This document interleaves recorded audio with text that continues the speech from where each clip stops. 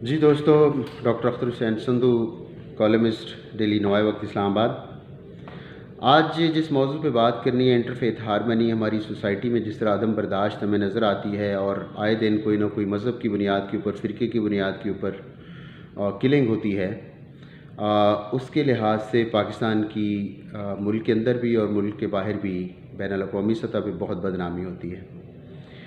तो ख़ास तौर पे जो अक़लियतों का मसला है वो बड़ा इम्पॉर्टेंट है। तो उसके लिहाज से चंद एक पॉइंट्स मेरे ज़हन में, जो अपनी ओपिनियन है, आप उससे इख्तलाफ भी कर सकते हैं। सबसे पहली बात तो ये है कि जो हर सोसाइटी है उसमें डिफरेंस ऑफ ओपिनियन है, वो नेचुरल फिनोमेना है।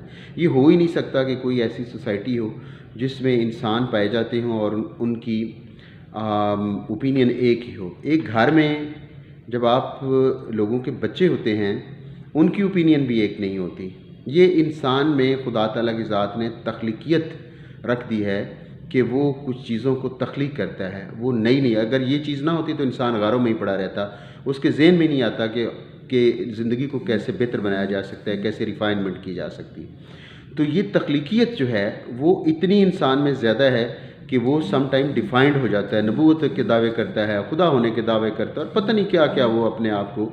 और ये खुदा ने उसको सलाहियत दी हुई है, कैपेसिटी दी हुई है कि वो अगर इसमें अपने आप को असर्ट करेगा तो नई सोचें, नई राहें, नई डेवलपमेंट, नई ईजादात, नए आइडियाज़, नई थेरीज़ वो डेवलप करेगा। तो इस लिहाज से इंसान का ज़हन जो है वो लामहदूद सलाहियतों का मालिक होता है। लिहाजा difference of opinion is a natural phenomena. इसको समझना होगा हमारे असातिज़ा के लिए भी, पेरेंट्स के लिए भी, कि वो डिफरेंस ऑफ ओपिनियन को बर्दाश्त करें। तो उसके बाद आप देखें, दुनिया के जितने भी माशरे हैं, एक माशरे में बहुत ज़्यादा मज़ाहब होते हैं, बहुत ज़्यादा कल्चर्स होते हैं, बहुत ज़्यादा ज़ुबानें होती हैं और बहुत ज़्यादा लहजे होते हैं। तो इसलिए हमें देखना होगा कि इंसानी रवैयों में हमने ये समझाना है अपनी नई नस्ल को, या नौजवान नस्ल को, कि ये एक नेचुरल फिनोमेना है। लेकिन पूरी दुनिया में अगर हम देखें तो अगर तमाम समाजों में, तमाम माशरों में ज़्यादा मज़ाहब हैं, कल्चर हैं, ज़ुबानें हैं, लहजे हैं, तो फिर उनकी क्या स्टेटस क्या बनता है? स्टेटस उनका बनता है कि या तो वो कामयाब माशरे हैं, या वो नाकाम माशरे हैं, या फिर ट्रांजिशनल फ़ेज़ में हैं, अभी इर्तिकाई मंजिल में हैं, अभी वो अपनी अकम्पलिशमेंट की तरफ उस मंजिल से भी दूर हैं। तो पाकिस्तान एक ऐसा मुल्क है जो multi religious, multi cultural, multi lingual, और उसमें लहजे मुख्तलिफ हैं, बहुत ज़्यादा ज़ुबानें हैं, बहुत ज़्यादा कल्चर्स हैं, बहुत ज़्यादा मज़ाहिब हैं। तो इस लिहाज से पाकिस्तान का जो एक समाज है वो भी इसी तरह ही जैसे दुनिया के दूसरे समाज हैं। तो उसमें हमने देखना है कि स्टेटस क्या है पाकिस्तान का। पाकिस्तान का जो स्टेटस है, क्या वो एक कामयाब सोसाइटी का है? नहीं, हमें नहीं नज़र आता। क्या वो नाकाम है? नाकाम भी नहीं है। यहाँ पे जो है वो जितनी भी अक़लियतें हैं, दूसरे मज़ाहिब हैं, वो सर्वाइव कर रहे हैं। तो फिर पूरी तरह वो नाकाम भी नहीं है, कामयाब भी नहीं है। तो तीसरा दर्जा रह जाता है स्टेटस कि वो ट्रांजिशनल फ़ेज़ में है, अभी वो इर्तिकाई मंज़िल में है। तो उसमें आप देखें कि हमें फ़िक्री बहरान, जिसको इंटेलेक्चुअल क्राइसिस है, कि सिलेबस का क्या अभी तक मसला हम हल नहीं कर सके। अभी तक ये बहसें हो रही हैं, या मुल्क में सदारती निज़ाम होना चाहिए, या वज़ारती निज़ाम होना चाहिए, या इस्लामी कवानीन होने चाहिए। अब इस्लाम का आप देखें कि जितनी भी पॉलिटिकल पार्टीज़ हैं जो रिलीजन के बेस के ऊपर करती हैं, वो आज तक कॉन्स्टिट्यूशन नहीं उन्होंने बनाया कि क्या उसमें होना चाहिए, उसमें जो एविडेंस लॉ क्या होगा, उसमें वेपन का लॉ क्या होगा, उसमें जितने भी जो एग्जिस्टिंग वेस्टर्न ओरिएंटेड हमारे लॉज हैं या कॉन्स्टिट्यूशनल स्टैंड पॉइंट्स हैं, उनके वो मुकाबले में ले आएँ। तो लाए जा सकते हैं, लेकिन किसी ने काम इसके ऊपर नहीं किया, क्योंकि अभी तक हम ट्रांजिशनल फ़ेज़ में हैं और हर चीज़ हमने वेस्ट से बारो की हुई है, इंग्लैंड से, या वो जो हमारा एक हेरिटेज है जो एक कॉलोनियलिज़म का, वही हम इसको लेके चल रहे हैं। अब जितनी भी हम गुफ्तगू कर लें, इस मौजू का जो दायरा है वो बहुत वसी है। लिहाजा उसमें जितनी भी हम बात कर लें, बात इस चीज़ के ऊपर आनी है कि हम तब्दीली चाहते हैं, हम बेहतरी चाहते हैं, हम आने वाली नस्लों के लिए पुरअमन मुआशरा देना चाहते हैं, एक ऐसा समाज देना चाहते हैं जिसमें कत्ल खून ना हो, जहाँ पे नफ़रत ना हो, मज़हब की बुनियाद के ऊपर, फ़िरके की बुनियाद के ऊपर, रंग व नस्ल की बुनियाद के ऊपर, दौलत और ओहदों की बुनियाद के ऊपर नफ़रत ना हो, बल्कि पाकिस्तानी एक दूसरे से मोहब्बत करें, खा उनका ताल्लुक़ किसी भी मज़हब से हो या किसी क्लास से हो। लिहाजा दो चीज़ें हैं, दो तब्दीली के दो रास्ते हैं, एक फ्रॉम टॉप टू बॉटम और एक from bottom to top. From bottom to top ये है कि अगर अवाम जो है वो इतने ऐसे लोगों को चुनें, हुकूमत में भेजें और उनके ख़िलाफ़ अगर एक शख्स के साथ ज़्यादती हो तो पूरी सोसाइटी बाहर निकल आए और वो हुक्मरानों को मजबूर कर दें कि वो जिस तरह फ्रेंच रेवोल्यूशन है या दूसरे लोग हैं, वो बहुत ज़्यादा तहरीकें पूरी दुनिया में कि वो मजबूर कर देते हैं अपने हुक्मरानों को कि या तो वो सही तरीके से चलें या फिर वो जो है वो इक़्तिदार छोड़ दें। तो अब वहाँ ऐसा तो हमारे यहाँ नहीं है, क्योंकि हमारे पास जो प्रिविलेज्ड क्लास है, जिसको लीड क्लास हम या कहते हैं, या जहाँ पे जो साहिब इक़्तिदार लोग हैं या अरबाब इख्तियार लोग, वो नई तब्दीली नहीं चाहते, वो रूल ऑफ लॉ नहीं चाहते, वो अपनी एक फैसिलिटेटेड पोजीशन को सेक्रीफाइस नहीं करना चाहते, वो अपने मुल्क के लिए तैयार नहीं है कि वो अपनी प्रिविलेजेस छोड़ें। तो गरीब जो हैं वो डिपेंडेंट इतने हैं कि वो इसमें इतना असर्ट नहीं कर सकते। लिहाजा फ्रॉम बॉटम टू टॉप तब्दीली यहाँ पे मुमकिन नहीं है। यहाँ पे कितनी कत्ल व गारत हुई है, यहाँ पे कितने लोग, लेकिन यहाँ पे ऐसी बात नहीं है। सो यहाँ पे तब्दीली आएगी from top to bottom. Top में कौन से लोग हैं? वो दो सोसाइटी में मुअस्सर लोग हैं, एक मजहबी लोग हैं और दूसरा स्टेट है। सदियों के आप मजहबी तबकों को देखेंगे, सदियों के फतवे आज भी मुअस्सर हैं।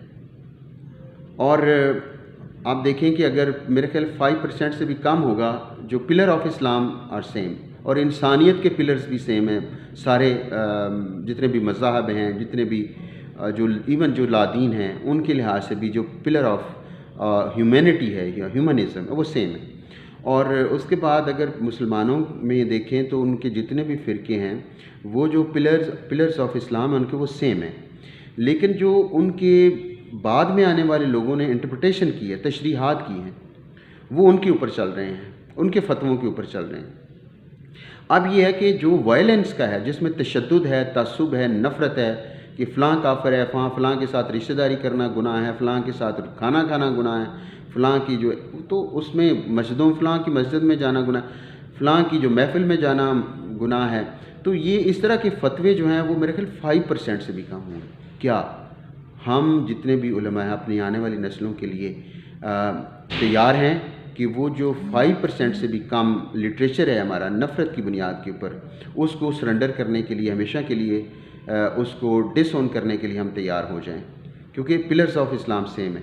हम उन तशरीहात जिनकी जो वायलेंस की तरफ जाती है, जो कत्ल गारत की तरफ जाती है, नफ़रत की तरफ जाती है, उसको हम डिसओन कर दें। ये उलमा ने करना है, ये उनका काम है, ये उनका फील्ड है। अगर वो ऐसे फतावा देते हैं, फतवे देते हैं, तो फिर सोसाइटी में कुछ चीज़ आ सकती है, लेकिन वो बिल्कुल यूनानिमसली वो फ़ैसला करें तो सारे मुत्तहिद होकर फ़ैसला करें। फिर दूसरा तब्दीली का रास्ता है रियासती बयानिया। तो जो स्टेट नैरेटिव है, स्टेट जो है वो सबसे पावरफुल इदारा है जो तब्दीली का बायस बन सकती है। और आप ये देखें कि कॉलोनियल पीरियड में जो लोग अंग्रेज़ों के ख़िलाफ़ लड़ रहे थे, उन्होंने डिक्लेयर कर दिया कि ये डाकू हैं।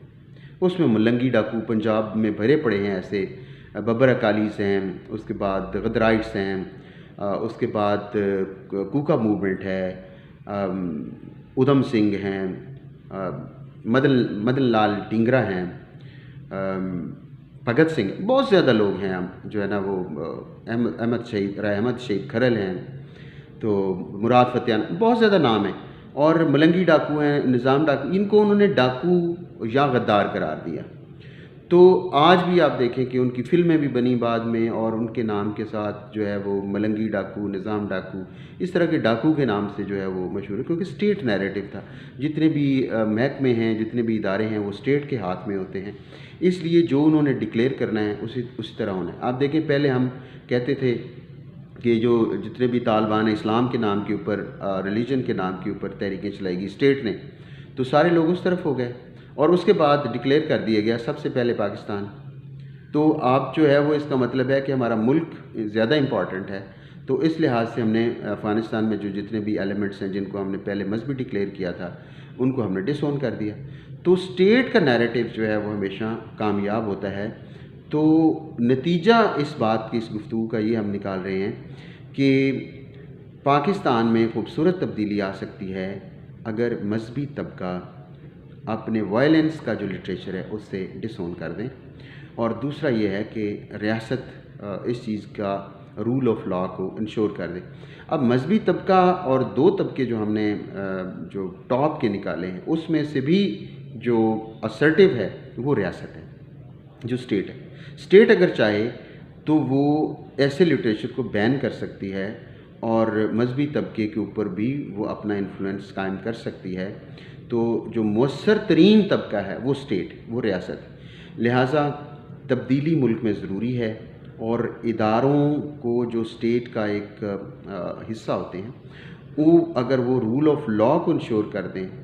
اس کے علاوہ ساتھ ساتھ ضرورت ہے کہ جو ہمارے کلچرز ہیں جو علاقائی کلچر ہیں سندھی کلچر ہے پختون کلچر ہے بلوچ کلچر ہے پنجابی کلچر ہے جتنے بھی کلچر ہیں ان کو ہم جو ان کی جو اوریجنل اسپرٹ ہے اس میں اسٹیٹ کو چاہیے کہ وہ اس کو الاؤ کریں کہ وہ اپنے تعلیمی اداروں میں ہر جگہ کے اوپر جیسے میلے ٹھیلے پہلے لگتے تھے اور نوجوان لڑکیاں جو ہیں اور نوجوان لڑکے تھے بزرگ تھے وہ جس طرح وہ بیٹھتے تھے چوپال میں ڈیروں کے اوپر گلیوں میں اور میلے ہوتے تھے وہاں دھمال ہوتی تھی لڈی ہوتی تھی. یہ ساری چیزیں جو ہیں اگر ان کو فروغ دیں یعنی جو کلچرل ریوائول ہو جائے تو اس میں ایک نوجوان جو ہے وہ برائیوں کی طرف نہیں جائیں گے. کھیلوں کا فروغ ہوگا اور کلچرل ایکٹیویٹی کا فروغ ہوگا. تو اس طرح جو ایکسٹریمزم کو ہم اس کو کاؤنٹر کر سکتے ہیں. تو نتیجہ ہم یہ نکال رہے ہیں کہ جو سب سے زیادہ ملک میں ایفیکٹو پوزیشن جو ہوتی ہے وہ اسٹیٹ کی ہوتی ہے. اسٹیٹ جو چاہے اپنے ملک میں کر سکتی ہے. ضرورت اس بات کی ہے کہ ہمارے جو ریاست کے لوگ ہیں جو ادارے ہیں ان میں کوئی ایسا میکانزم ڈیولپ کیا جائے کہ وہاں پہ rule of law revival of cultural activities اور جو مذہبی طبقہ ہے اس میں کنسنسس کریٹ کرنا کہ جو وائلنس کا ہے یا تشدد اور تعصب کا جو لٹریچر ہے اس کو ڈس اون کر دیا جائے تو یہ چیزیں ہو سکتی ہیں. کون یہ کرے گا؟ I don't know.